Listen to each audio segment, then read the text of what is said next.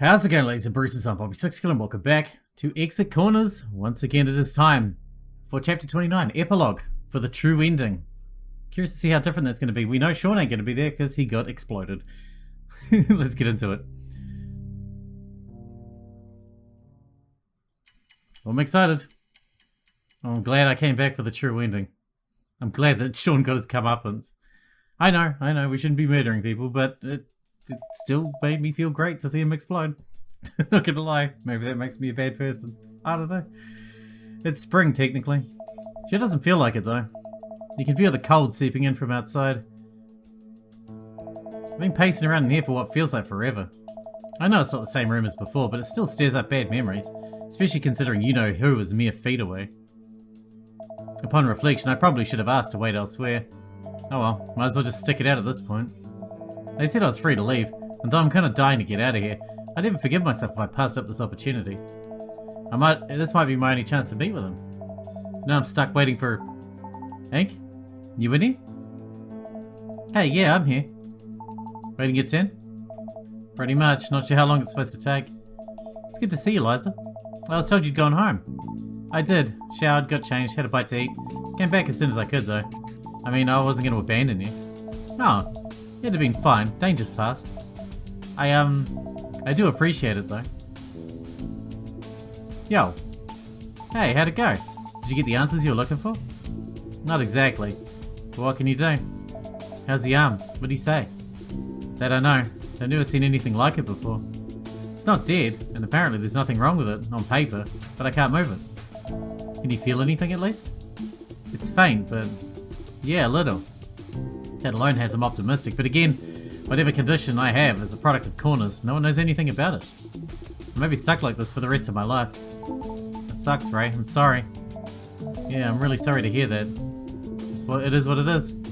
Anyway, you're up, Hank. Finally. Where's his office again? Down the hall, then up the stairs on the far end. His office is on the ground floor. Thanks, wish me luck. Oh, and before you go, Hank. You know about Beth, right?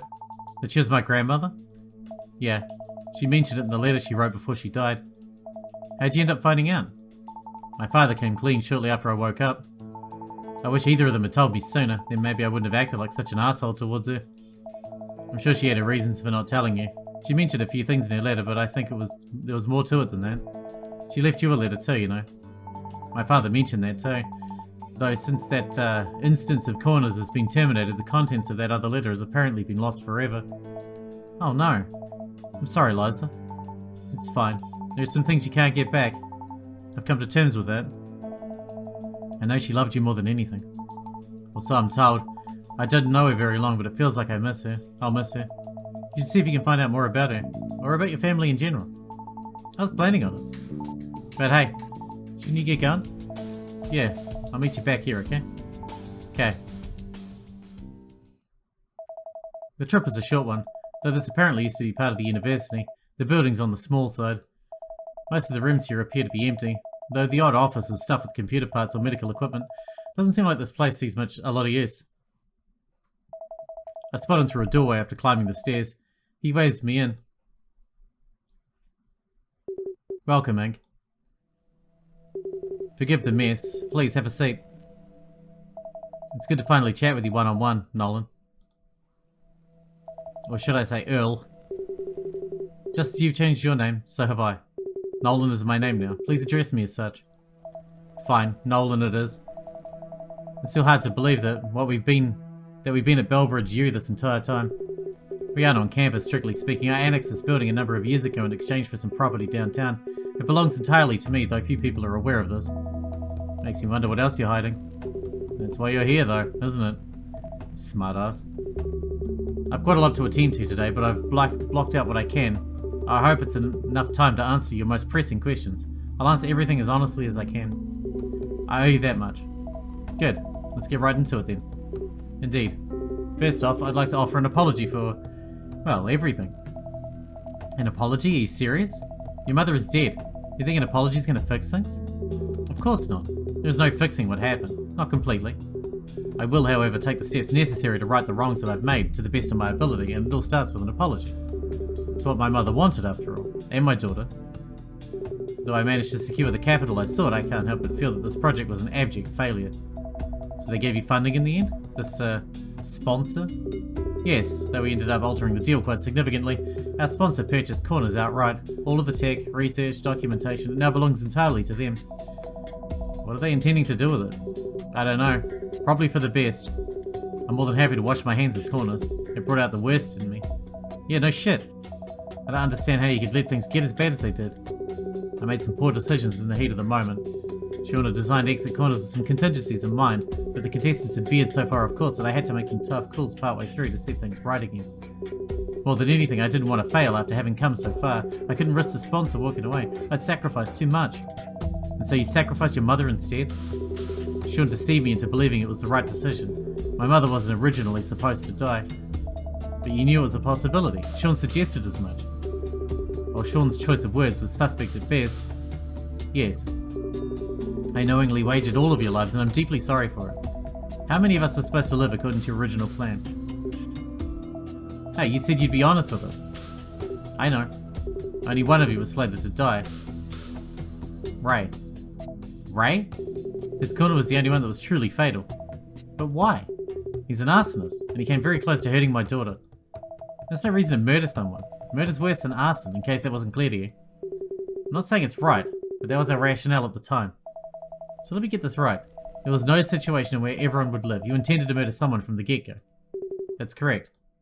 Does Ray know this? I was able to dodge that question, thankfully.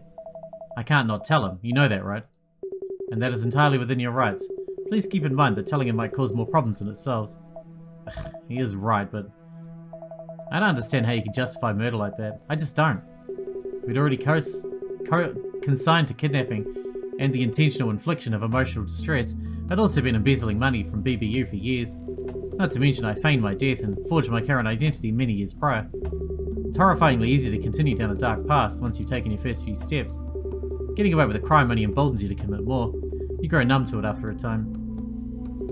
You have blood on your hands now too. I can only hope the same doesn't happen to you. That was self-defense, you know that. I am aware. I do suspect, however, that you could have found a non-violent solution if you'd wished. I believe you wanted him dead, or hurt at the very least, after he'd gone to such lengths to hurt you. Am I wrong? Revenge always comes at a cost, take it from me. So what, are you going to report me to the police or something? You've no need to worry. It would be impossible to prove what you've done. Only you, me, and our sponsor will ever know what really happened. But you will have to live with this burden. Make no mistake, no matter how you try to justify what you've done, the truth will gnaw at you over time. If that's the price I have to pay, then so be it. What about Sean's family, though? His friends? Don't they deserve to know what he's done? That he's gone? Unfortunately, I don't believe I'll be able to convincingly pass off his death as a simple accident, so ultimately, I believe it's for the best if he simply goes missing. However, I don't believe Sean was particularly close with very many people. We'll see if anyone even comes to ask about him. For all his posturing, he was just like the rest of us. So it would seem. And what of Tiana? What's going to happen to her? She'll likely be paid off to keep quiet about corners and to stay away from the contestants. I don't see any reason to punish her any more than I do you. Among the three of us, she's the most critical of Sean's plan. Oh really? She agreed to go along with it eventually, but I could tell it never sat right with her. It sort of reminds me. What was the point about Gemini anyway? Like, why'd you give them to us? This is the sort of thing that'd be difficult to surmise if you hadn't seen the other's messages for yourself. Essentially, the messages were contacts sent to you over Gemini were intended to keep you in the right state of mind, so to speak. You were each being primed for your respective corners. For instance, Sean constantly brought up Ether, did he not? Now that I think about it, yeah, he did seem pretty obsessed with her. Exactly. He was trying to get you to obsess over her in turn. The fact that we were people you trusted worked well to our advantage. We knew that we'd have to reveal our identities eventually. There was no point hiding who we were. That being said, we opted for the text-only communication in order to better conceal the fact that Sean and I were acting as contacts for the two of you. I guess that makes sense. It seems a little convoluted though, and risky. You haven't the faintest idea. I'm not normally one to lean on gambits quite so hard. I was wondering about that. There had to be an easier way to get the money you needed than some over-the-top death game, right? It seems like there were a lot of opportunities for things to go wrong. And hey, they did. Under normal circumstances, you'd be absolutely right. Our sponsor, however, is anything but normal. This is not their first death game, as you so eloquently put it. They have a certain proclivity for such games and were in fact the ones to suggest it in the first place. Hold on, are you saying something like this has happened before? Correct. This sort of thing is not altogether uncommon among certain upper-class circles. That's where we met all those years ago. It's also why we chose the Four Elements as our virtual setting. The original hotel is where the first game took place. Right here in Belbridge? That's news to me. You've got to tell me more. Even if I could, we certainly don't have enough time to go over everything.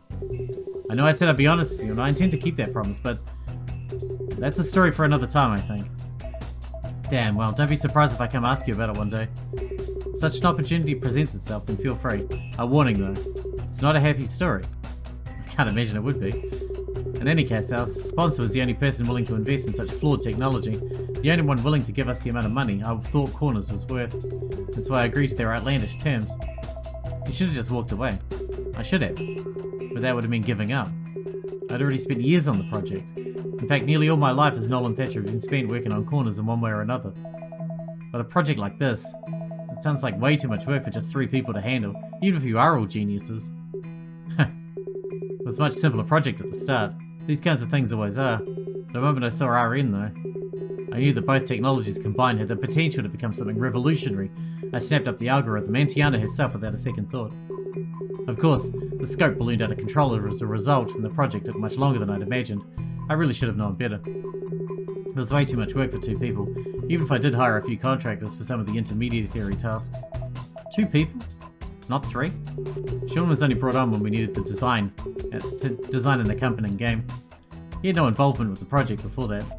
Still sounds like you were way understaffed. You aren't wrong.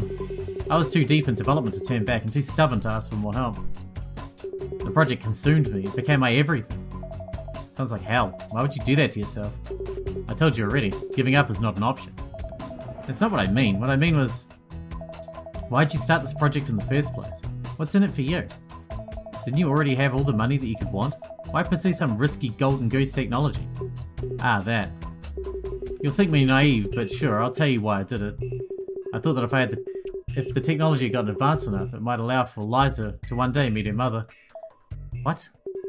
When Liza got caught up in this accident, her sight was not the only thing she lost. She could no longer recall a single thing about Marianne, her mother. What about the rest of her family? She couldn't remember anything about any of them either. Perhaps that was a mercy. She wouldn't have to bear the pain of losing them. Still, I was so very upset, heartbroken, but I thought I could fix things. At first, I thought I could simply restore her sight, albeit in a limited context. And then RN came around. I quickly discovered that if Tiana and I integrated our technologies correctly, we could do the impossible. I believe we could get the simulation to a point where Liza and I could enter together and she could meet Marianne as I remembered her. And that's why I so badly wanted to create Corners. A cerebrally operated refractive node enhanced reality simulation. A world that runs on memories and assumptions, for better or for worse. Thank you for telling me, Nolan. And I hope you don't mind me saying this, but I think you went about this all wrong. I'm listening. You say you wanted to let her meet her mother, and that's fine, but she had a grandmother who would have been more than happy to support her, and relatives galore, or so I was told. More importantly, she had a father who loved her dearly, but likely spent far too long on his pet project. She had all the family she needed. Not everything's a complicated puzzle, you know. Sometimes the best answer is the simplest one. There was a time in my life where I'd have come to that conclusion myself. Time doesn't always change us for the better. Damn, I didn't expect Nolan to be so depressed. You have any more questions? Tons. You okay to keep going? I can always come back. I'm fine for now. Please continue. This one's a little weird, but what's 379? That number kept popping up all over the course of the game. What's its significance? Truth be told, I don't fully understand it myself. I have a few theories, but I've been awake for far too long, and I'll be honest with you, it hasn't been a huge priority. If I had to guess, I'm wondering if this is perhaps the Bader-Meinhof effect at work? Do you expect me to know what that is? It's a form of cognitive bias in which a new name, word, or number seems to show up disproportionately often after seeing it for the first time. In a world where cognition reigns supreme, I can only imagine how such a phenomenon might affect the world around you. It's possible the first time you saw the number, it left such an impression on you that the information suddenly kept popping up everywhere. But that's just one theory. It could be any number of things. Corners is still not a wholly understood technology, even by me. I see. So I read your book, skimmed it rather. You mean Advanced Neuroelectric Interfaces? I thought you picked it up in Corners, but never got a chance to read it. Not while in corners, no, but you have a copy down in that room with all the pods. I was waiting there for a while, you know. Ah, so what'd you think? It's far beyond me. I couldn't understand half of it, but one chapter in particular got me thinking.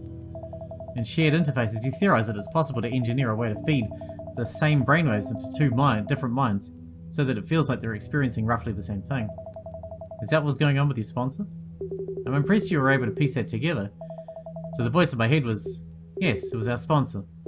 They needed to be able to see, hear, and feel what you did to validate the authenticity of the simulation. They were hijacking your consciousness, so to speak, so they could even tune into many of your thoughts. So they felt everything I did, even pain and stuff. They said they wanted to have an authentic experience.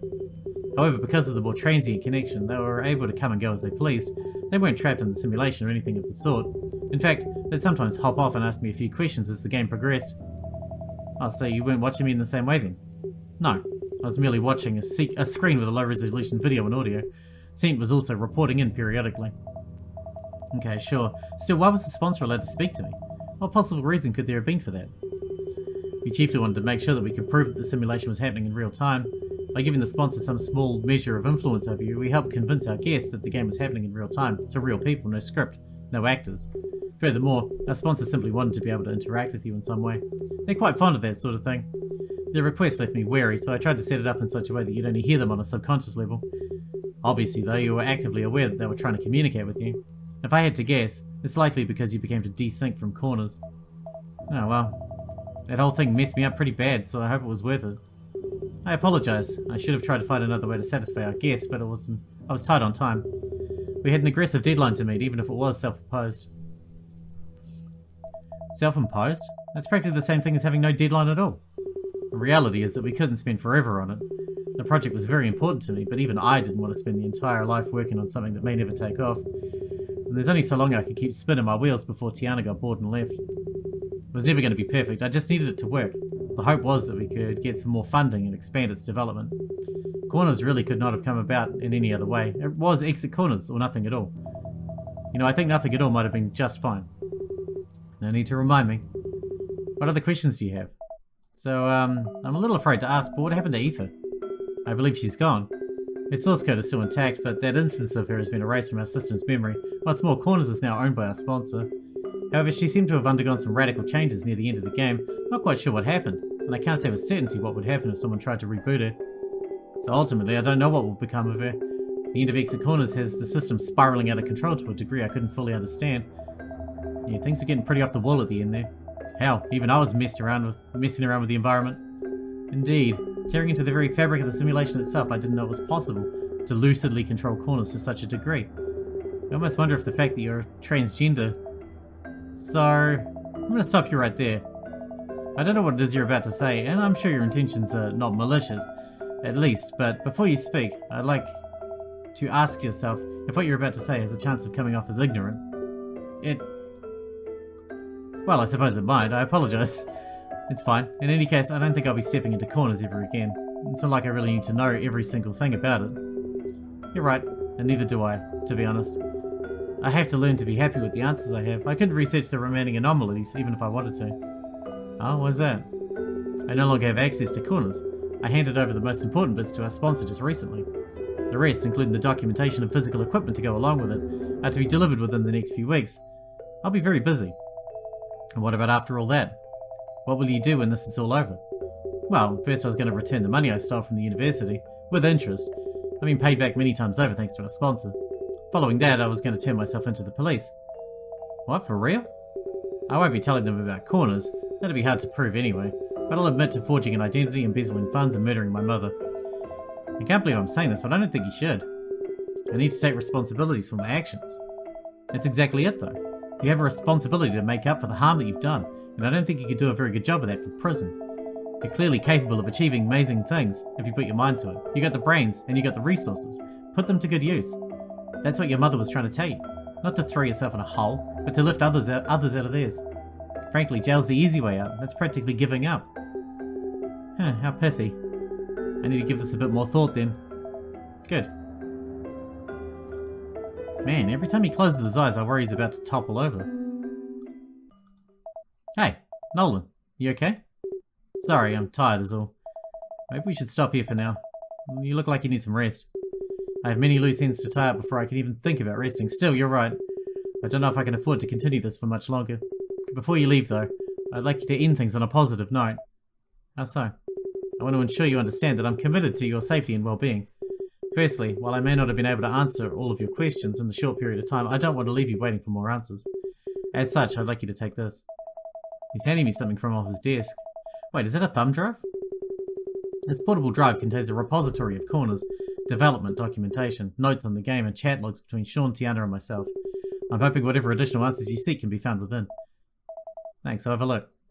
Secondly, I will see to it that the remainder of your undergrad degree is paid for, and therapy should you need it. Expect details shortly. Wait, what? I figured the least I could do was help you finish your English degree. Huh, go figure. Is something the matter? I know I shouldn't look a gift horse in the mouth, but I was actually thinking about switching programs. English is fine and all, and I've always loved my books, but I never truly felt I was born to be a writer or a teacher, you know? I take it you found a new calling. Yeah, thinking of becoming a detective. Go figure. That'll be no problem at all. I can pull some strings for you. I appreciate it. Oh, and Nolan? Get some sleep. Only after stepping back into the hallway do I realise how bright Nolan's office was. It's only been a few days, but I guess my body was craving sunlight. As much as I want to head outside right away, I've got one more stop to make. I head back to the room with the pods. Ink, we're in here. Hey, sorry for the wait. It's alright. We've been busy chatting too. What about, if you don't mind me asking, that is?